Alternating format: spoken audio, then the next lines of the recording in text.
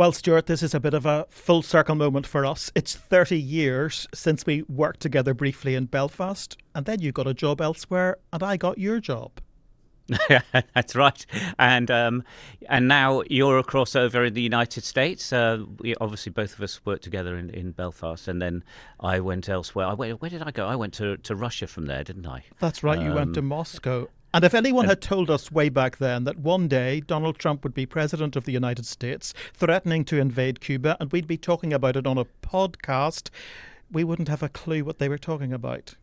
You'd have certainly bet against it. You wouldn't have bet against the President Trump even existing. I had met him many years before when I worked in the United States, and he did all his PR. And I remember ringing him, and he used to answer the phone, "Hi, it's the Donald." And I don't think it's changed much even now as the President of the United States, given that he now speaks to you guys fairly regularly in the DC bureau. Extraordinary. So you were chatting with Donald Trump on the phone long before the rest of us were. Anyway, I'm David Blevins in Washington, D.C., and on this special episode of Trump 100, I'm joined by Sky's chief correspondent, Stuart Ramsay. Hello, David. I'm not with you in D.C. I'm actually in London, but I have just come back from Cuba, a country very near to the United States, of course, and one that is right at the top of President Trump's list of things to do. Yeah, he's not exactly hiding the fact that he has his sights set on Cuba. Yeah, Cuba's going to be next. Cuba's a mess. It's a failing country, and they're going to be next. Within a short period of time, it's going to fail. Well, Cuba right now is in very bad shape. They're talking to Marco, and we'll be doing something with Cuba very soon. We're also looking forward to the great change that will soon be coming to Cuba. Cuba's at the end of the line. Stuart, you've been inside Cuba to reveal that Donald Trump might not have to do anything really, since his oil blockade has already put the country on the brink of collapse, and you're here to tell us exactly what you've seen. You're absolutely right, David. And to be actually honest, it came as a little shock to me on this latest trip as how quickly the country is really crumbling and potentially completely falling apart. I was there in March, and then now in the last week or two, in that short gap, it is unravelled even further, which I didn't think was likely. Stuart, before we talk about really what might happen next, we should remind listeners how we got here, because so much has happened in a very short space of time, hasn't it? Really, since Donald Trump decided to invade Venezuela. That's right, because of the issues that were involved. Venezuela is obviously a significant event in its own right. The president of the country taken away, arrested, taken off to New York, a standing trial. But it actually started with the President Trump's so-called war on drugs in Latin America, of which he included Venezuela, but he also was in the process of picking fights with countries like Colombia, made sure other countries like Ecuador would be supportive of President Trump's view that those countries in South America, and then the big one, Mexico in North America, were responsible for causing the deaths of hundreds of thousands of people in the United States.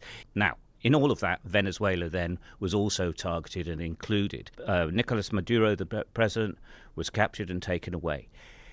He then looked at, obviously, other issues. Greenland was one, of course. Iran has another. But all the while in the background, there were threats to Cuba. Now, those Cuban threats to the government of Cuba began actually in his first term of office. Marco Rubio now, who is a Cuban-American and Secretary of State, it would be very much of the hawkish view that there should be complete changes in Cuba, supported by the Cuban diaspora who live in Florida. So it has gone incredibly quickly. The introduction of this oil embargo at the beginning of the year, after the events that took place at the beginning of the year in Venezuela, struck home in Cuba almost immediately, and it's still reeling from that. Now, US governments have long criticised Cuba and the communist government there. They're not keen on having a communist government just 90 miles off the coast of Florida. But Trump has gone much further by imposing this oil blockade. Why is Cuba so reliant on foreign imports of oil? Yeah, well, you're right. The sanctions by the United States have gone on for decades now against the communist regime of Cuba. It's really interesting being in Cuba, about this reliance on fuel. It basically never. It actually can produce fuel, right? It produces about 40% of what the country needs.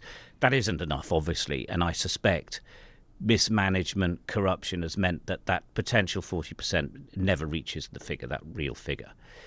Its dependence has originally on oil, as opposed to having solar power or wind power, was because it was guaranteed a provision of oil by the old Soviet Union. That kept the country, it was the benefactor, it kept everything working. They grew their health service, everything was backed up by what is now Russia, obviously, but the Soviet Union then. When the Soviet Union collapsed, I mean, this was a huge shock to Cuba, but also catastrophic, because all of their planning completely disintegrated. They had no benefactor anymore, and they didn't have any other forms of power, and they were dependent on oil. Venezuela, Hugo Chavez came along, and they became the new best friends. Venezuela, the biggest known reserves of oil in the world to this day, just started giving, if you like, the communist heroes in Cuba, Fidel Castro, sort of iconic leader of the communist regime, but also across the old Soviet Union and Russia, but also in the Western Hemisphere as well. And so that oil kept coming. Its dependence on the oil is because it didn't ever look to have other forms of power like solar or gas. And everything was based on this assumption that initially it would come from the Soviet Union or it would come from Venezuela.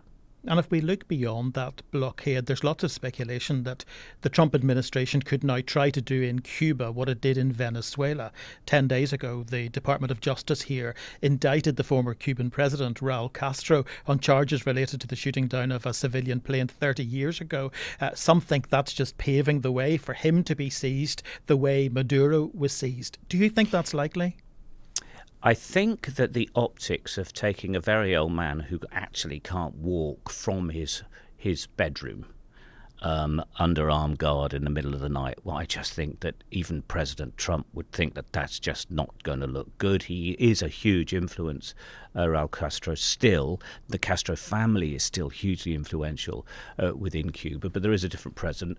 He, we understand, is now sort of taking moves to make sure he's not caught at any time, but I think they all accept that the way that the United States technically can pretty much track anyone, if they did decide to do it, they could do that. They could take out any number of people if they wished to.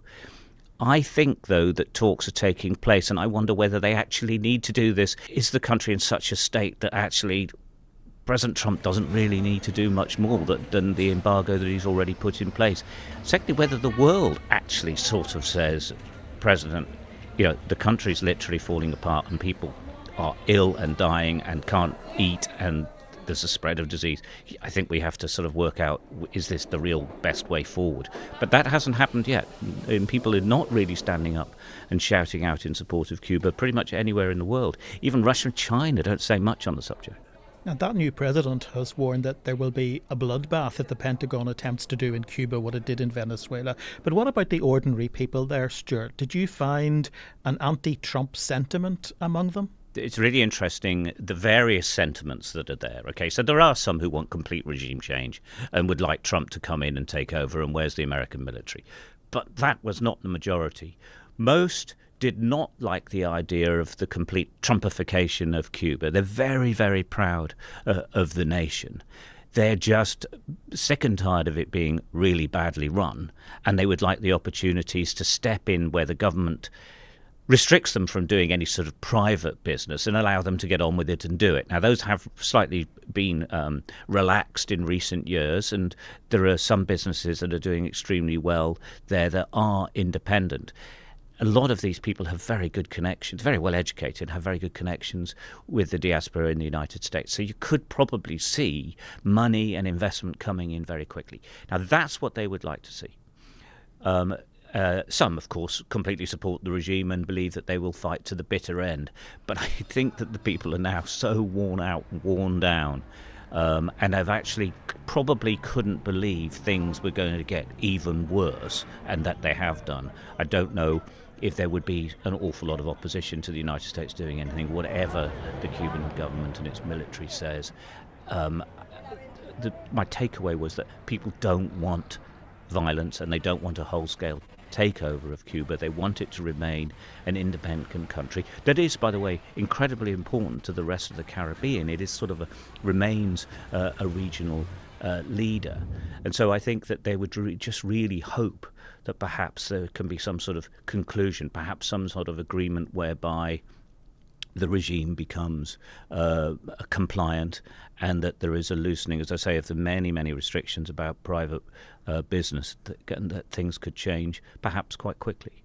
Tell us about Cuba before the blockade, before the Trump administration, and how much it has changed. I mean, obviously, we've all seen the iconic pictures of the old American cars in the center of Havana. It's got an incredible background of art and literature and music. It is very much the regional capital, and every country that I've been to across the Caribbean, Haiti, for example, any of the islands I've been to, show considerable respect towards Cuba. Venezuela as well, they considered it in many ways a spiritual leader. When Maduro was taken, I think it was over 30 bodyguards were killed. They were all Cuban. That links between the countries were very close. The impression I've gotten from talking to people is like under President Obama, all of those years of sanctions suddenly started being talked about again, and there was a sort of negotiation, and those sanctions were released. That began a potential massive tourist boom, and the Cuban government recognized that Cuba itself is a very, very beautiful island, that they could actually make a lot of money from tourism, but really more importantly, regardless of sanctions, people would be coming in with hard currency, and they were always desperate for that. It was a brilliant idea. It was extremely well operated upon and put into practice. They built a huge infrastructure that was extremely good. I think one of the problems by that decision-making, though, was an awful lot of the institutions, including the health service, found that money was being directed or diverted away from them to make sure that the tourism industry would be successful. The theory would have been that you grow up the tourism industry, you get this cash in, and you push it back into the sectors that need it. It didn't happen.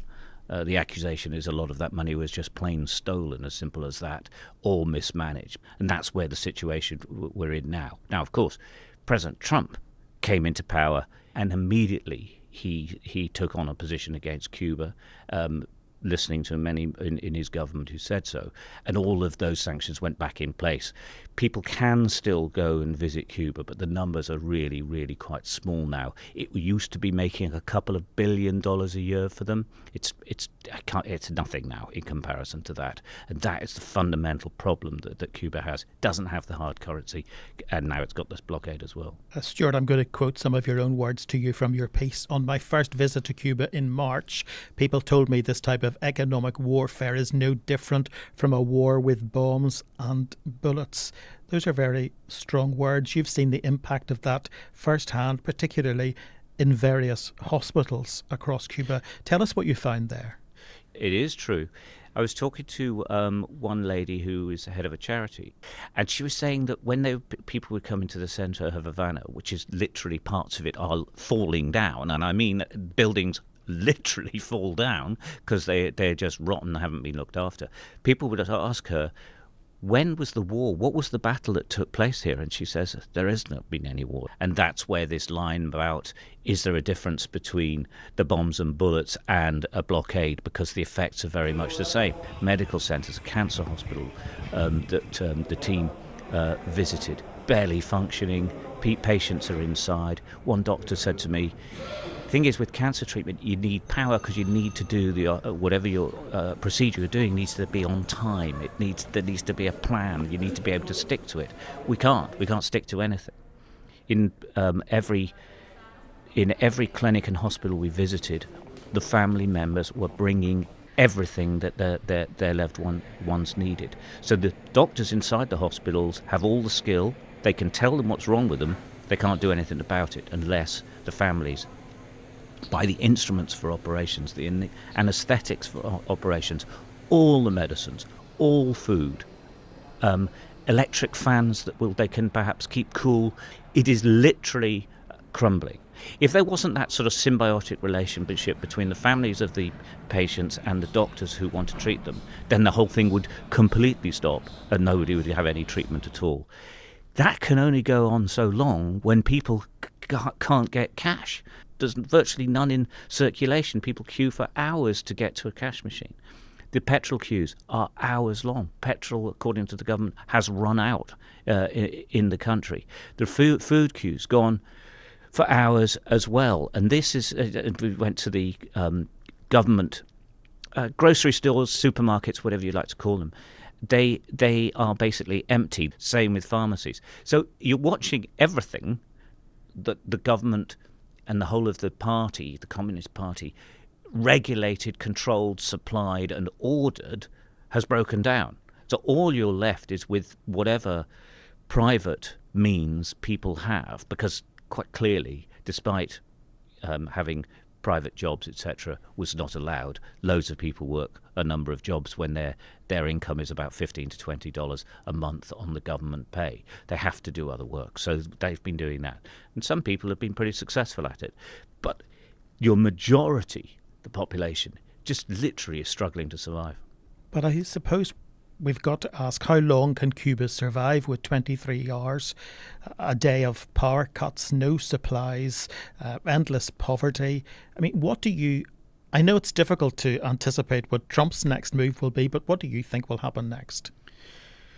Okay, so if you take in this year, what trip 1 to trip 2 for us as a team, quite remarkable change in life in Cuba. It really was getting difficult. The blackouts, as you say, collapsing health service, that's really bad as we're going into the rainy season. Pools of still water, very dangerous, mosquito-borne diseases will spread. It's always tough. If you haven't got the medicine, it's going to be an awful lot tougher. Bread queues, no fuel queues, fuel that's gone through the roof. I mean, I think there's an awful lot of countries in the world where they would be on the streets already. I think that there is if you like, a collective memory of a country with a very strong security services where the rules were obeyed, crime is low, and people have that memory still. But I wonder how long people can just continue to follow the rules if they feel that the government itself is falling apart. Are the security services, are they still as scary as they were before, or are they suffering like everyone else? Pretty much one has to assume a lot of them must be suffering like other people. And some people we've talked to, some things I've read are suggesting that, literally by the summer, the country could simply fall and perhaps anarchy is next. And that, I think, for a large number of countries, but particularly the Caribbean nations, is going to be a point that they consider unacceptable. And I think they will then perhaps reach out to President Trump and Marco Rubio and say, you just have to step in. You can't just do this to them, because it is an enormous collective punishment for a country that actually has a political leaning that the United States doesn't like. Whatever President Trump might say, it's no danger to the United States. They keep pointing it out. Well, there's nothing. The alleged plot to attack Guantanamo Bay, the American base on the island with drones. I mean, really, I don't like that. I see that. It's extremely unlikely. Even if it was a plot existed, it would be completely stupid to do it. And I don't think the Cuban government is that stupid. So, what will happen? Does America at some point have to perhaps say either we have an agreement with the government, we'll release the sanctions, release the blockade, and things can start getting better, being overseen by the United States, for example? Doesn't mean they just sort of say, okay, it's yours. Or do they hold it out hard? And if they hold it out harder for much longer, I don't think the government can survive. I don't think the country can survive as it is. And I think it is fascinating that there is a Cuban-American Secretary of State right now in Marco Rubio. In a video posted online last month, he offered the Cuban people a new relationship with the United States. But a statement from the White House put it much more bluntly. This is our hemisphere, they said, and those who destabilise it will face the consequences.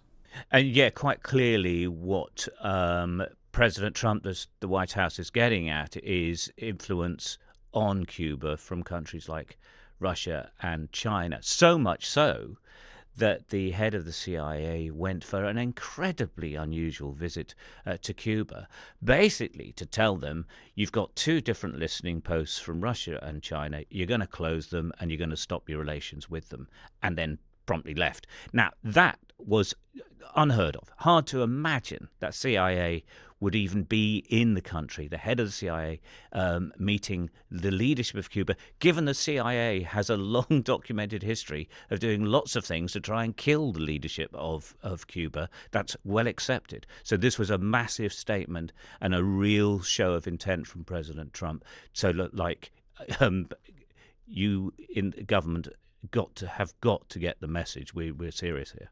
So there is a very real sense that something big could be coming, as you say in your film, which listeners will find on all the usual Sky platforms, and please do watch it. Stuart, thanks so much for coming to talk to us on Trump 100. An absolute pleasure, mate. Thank you. Trump 100 will be back at the end of the week, our usual Friday episode. We've got something pretty exciting coming up. We'll tell you all about it then. But for now, that's it. If you've got any questions or comments, send them to the usual address, trump100@sky.uk. Bye-bye for now.